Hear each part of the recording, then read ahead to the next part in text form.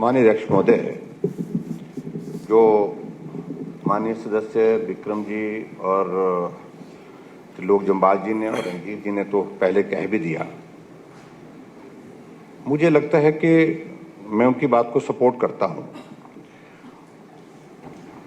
और सपोर्ट करने की वजह यह है कि एक तो सामने हम सरकार को देख रहे हैं कि ऐसी सोच बन गई है कि ज़्यादा चाहिए, जल्दी चाहिए, अभी चाहिए। और ठीक विक्रम जी ने बड़ी जो हमारी पहाड़ी यहाँ में इसमें कि भाई अगर मुर्गी अंडे दे रही है तो कहीं उस पर ही संतोष करना चाहिए, क्योंकि अंडा मिलता रहेगा। अगर मुर्गी ही मार दी तो उस सूरत में ना अंडा मिलेगा फिर आने वाले समय में, ना मुर्गी रहेगी। परिस्थिति तो ये पैदा हो रही है। एक तरफ से माननीय मुख्यमंत्री जा रहे हैं इन्वेस्टर्स को अट्रैक्ट करने के लिए, उनको इनविटेशन देने के लिए दुबई।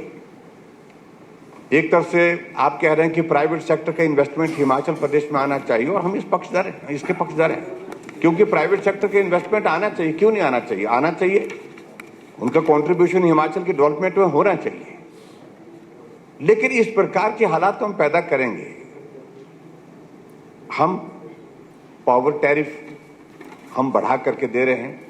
जो एकमात्र अट्रैक्शन हिमाचल प्रदेश में था, जो पर्टिकुलरली कि हिमाचल प्रदेश में क्यों आते थे कि यहां पर एश्योर्ड पावर सप्लाई मिलती थी और सस्ती मिलती थी,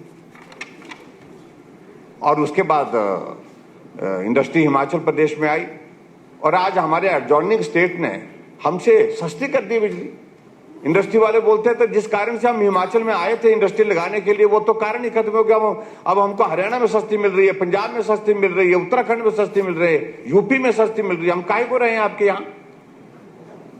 इसलिए अध्यक्ष महोदय, हमको सोचना है, थोड़ा बैलेंस करना पड़ेगा, और बैलेंस करने के लिए ये बहुत आवश्यक है। जो पर्टिकुलरली जो आज की ये भी जो अमेंडमेंट, एक तो मैं भाई मुकेश जी वाली इनके विभाग से संबंधित जो वाटर कमीशन का जो एक साल में ही आपको अमेंडमेंट लानी पड़ गई। पहले क्यों नहीं सोचा इस सारी चीज को लेकर? Please that stand past. ना हो गया, लेकिन मैं जिक्र कर रहा हूं। जो चीज जल्दबाजी में की जाती है अध्यक्ष महोदय, मेरा कहने का मतलब है बिना सोचे की जाती है, बिना विचारे की जाती है, उसके इम्पैक्ट ये होते हैं 6 महीने के बाद अमेंडमेंट लानी पड़ती है, 4 महीने के बाद अमेंडमेंट लानी पड़ती है। और जो अभी अमेंडमेंट इसमें जो लाने का जो प्रयत्न किया है, इसमें सबसे इंपॉर्टेंट पार्ट ये है, अल्टीमेटली इसका बोझ किस पर पड़ेगा? बोझ पड़ेगा जो रेत खरीदने वाला होगा, वो गरीब आदमी भी होगा, जो बजरा खरीदने वाला होगा। डेवलपमेंट के हमारे प्रोजेक्ट्स वो सारे के सारे जो है, जब रेत बजरी आपकी महंगी हो जाएगी तो स्वाभाविक रूप से उसमें उसका इम्पैक्ट होगा। इसलिए मेरा ये कहने का मतलब है, जो जितनी कर की है, अगर 5% रखा हुआ लीज इस पर, तो उस पर उसको बढ़ाने की आवश्यकता नहीं है। और जो खासतौर से जिसका जिक्र त्रिलोक जी ने जोर से किया, क्योंकि जो आपने जो अमेंडमेंट जो उसमें जो आपकी जो मंशा है, जो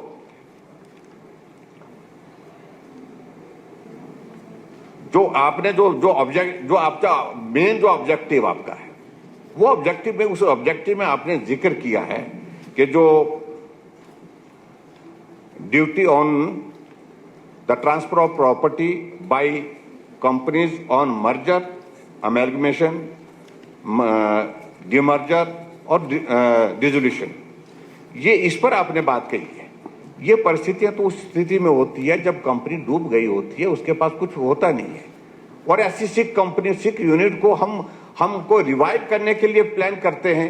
हम के बीच चलो, अगर कोई काम करते करते बिल्कुल गिर ही गया हालात के मुताबिक, उसको थोड़ा खड़ा करके मदद करने की कोशिश की जाती है, एडजॉइनिंग स्टेट में की जाती है, वहां की पॉलिसीज में की जाती है। तो हम क्या उसको बिल्कुल ही मार देना चाहते हैं? और उसमें आप 8% का जो आप वो लगा रहे हैं उसमें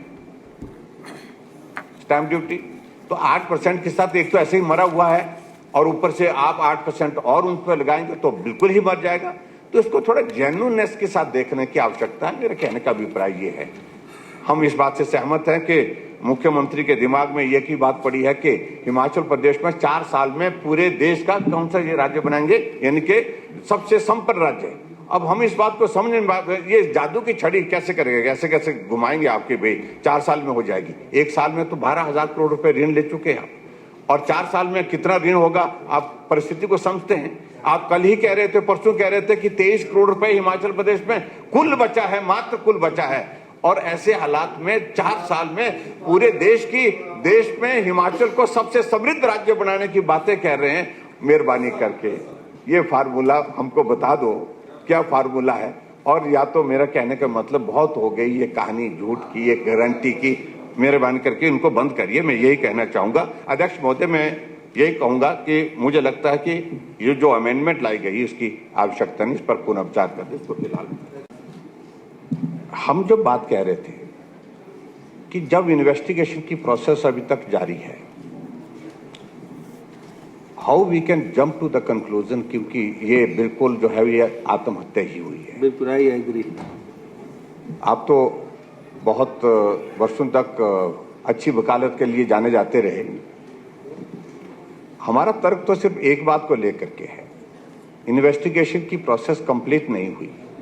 और दूसरा, जो माननीय सदस्य ने जो एक बहुत बड़ा एक प्रश्न उठाया है, वीडियो वाला, इलेक्ट्रॉनिक्स, हाँ, एविडेंस, वो वीडियो का कोई जिक्र ही नहीं आ रहा कहीं भी, इसका कोई रेफरेंस ही नहीं आ रहा है। और जब किसी आदमी ने मरने से पहले कोई स्टेटमेंट और वो रिकॉर्डेड वीडियो के माध्यम से, उसको हल्के में कैसे ले सकते हैं आप? आगे वो डाइंग स्टेटिंग एक वो डाइंग स्टेटमेंट है, जो आपका जो लिखा, वो जिसके जो आप बोल रहे हैं कि भी जो पत्र लिखा वो सुसाइड नोट, उससे ज्यादा इंपॉर्टेंट वो है मेरी नजर में। मैं लॉ का स्टूडेंट नहीं रहा हूं, मैंने वकालत नहीं की है, इसलिए मेरा कहने का अभिप्राय है कि प्रदेश के मुख्यमंत्री जब बोलने के लिए हाउस में खड़े होते हैं तो जिम्मेवारी के साथ कहना चाहिए। ये दोनों, हम ये बात नहीं कह रहे, बिल्कुल भी नहीं कह रहे हम इस बात को कि भाई ये हत्या की है, लेकिन ये बात आप भी नहीं कह सकते कि ये आत्महत्या ही है। At this stage, थोड़ा तो इंतजार करना चाहिए। और जब तक रिपोर्ट सारी नहीं आती है, जब तक आपके इन्वेस्टिगेशन की प्रोसेस कंप्लीट नहीं होते, तब तक के लिए हमको निष्कर्ष पर नाम नहीं जा सकते। एफएसएल की रिपोर्ट का भी मालूम नहीं, उसका कोई जिक्र नहीं है। तो इसलिए अध्यक्ष महोदय, जब बहुत जोर से इस बात को लेकर के कहा जा रहा, तो तभी हमने कहा कि आप इस तरह से मत बोलिए। जब हमारी बात नहीं सुनी गई तो हमारे सामने कोई रास्ता नहीं था, हमने वॉकआउट किया। मैंने तो सुननी थी बात आपकी, आप ऐसे चले गए। ये देखो, मैंने सुना नहीं, वो वॉकआउट किया था। प्लीज।